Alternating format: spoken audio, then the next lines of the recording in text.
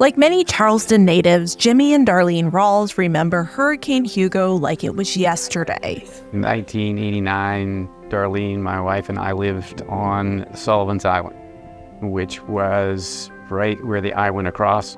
The Category 4 hurricane caused massive damage along South Carolina's coastline. The impacts were felt for months. Not having clean water to take a shower, not having water to drink, not having power, not having air conditioning or refrigeration, that's a big deal.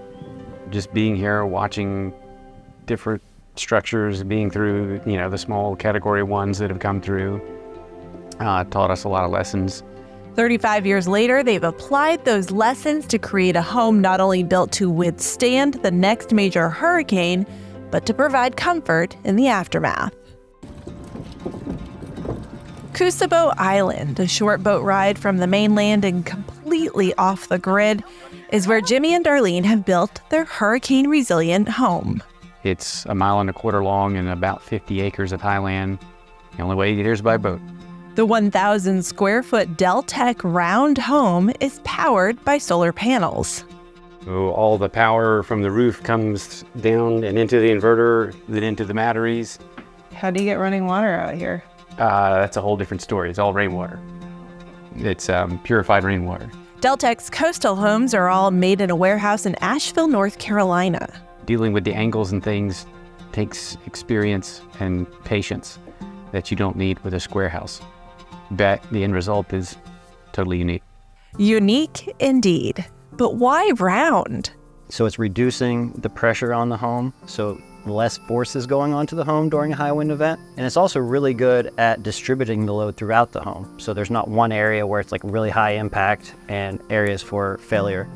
In addition to shape, they also focus on materials and connections.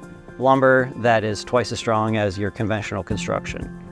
And our hardware that we're using is typically twice as strong as your typical tie that you would find holding a roof to a wall in a normal place. We're using a 2-leg strap that goes over the truss and nails into this high strength lumber. So we like to overkill things a lot, and it's it's by design. We want to make sure that these houses last generations.